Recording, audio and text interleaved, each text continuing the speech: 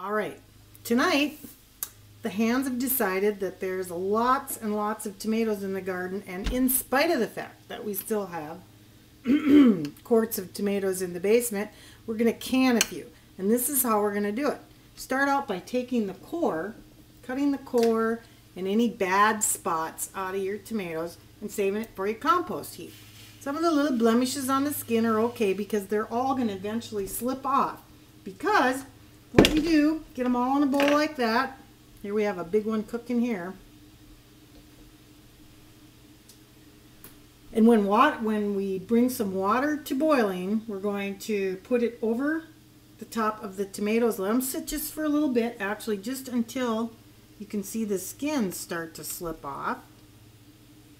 At which time, see if you look at that, see they look like they're peeling for sure. At which time you can run them under a little cold water. We don't want to be burning your hands. Actually, if you get them out of there and dump them in the sink, they'll cool off quite nicely. And you can finish cutting out the blemishes and pulling off the skins.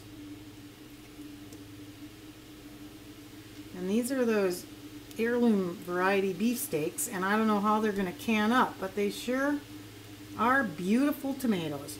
You've heard me say that time and time again. And next year I'm going to try a few more kinds because I'd like to do some drying. Drying saves space. We might get into that later on. In the meantime, before you start any canning, get your stuff together. Get your jars, get your lids, get your rims, get your water boiling, get your canner going. It takes a long time for that much water to start boiling. Get your tomatoes all ready, and then we'll move on. Alrighty then, let's take a little tour of what we have to can. We have our tomatoes that have been peeled right here in the kettle. Now I have no way of judging how many jars this is going to fill, so I just do the tomatoes that are ripe. You want them to be not too ripe, but not underripe. If anything, they should be a little more underripe than overripe because the chance of spoilage is less.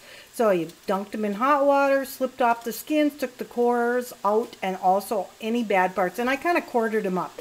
I found over the years that I can can less jars of tomatoes if I make them in smaller chunks. Okay, we're going to need some lemon juice and some measuring spoons.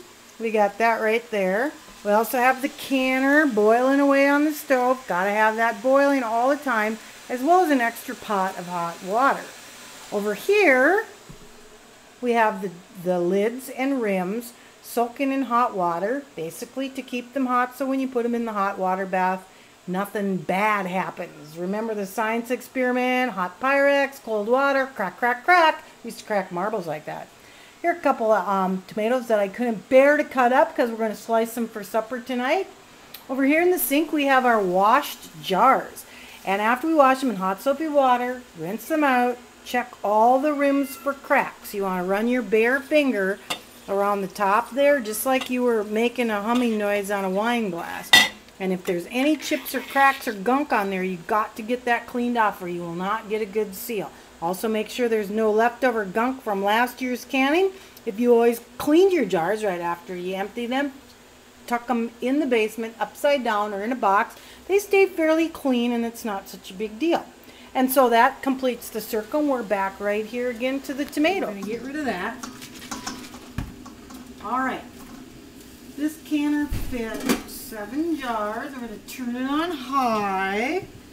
And now we're going to fill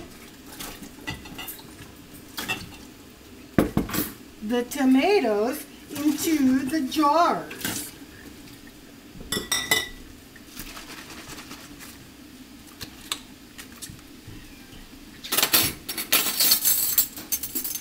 Using quart jars, so you need a teaspoon of lemon juice. Use the squeeze out of the bottle kind because the acidic value will remain the same no matter what. And my mother put sugar in hers, I put salt in mine. Teaspoon lemon juice, half a teaspoon salt. I'm just going to guess. Just like that.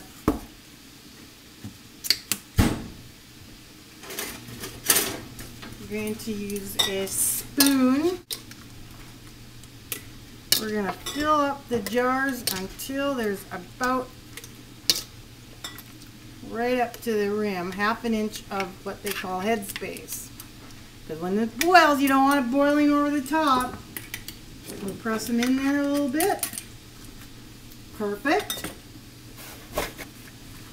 Paper towel, wipe that rim off because that's where you want that seal to come very, very tightly. Okay, hot lid, hot rim.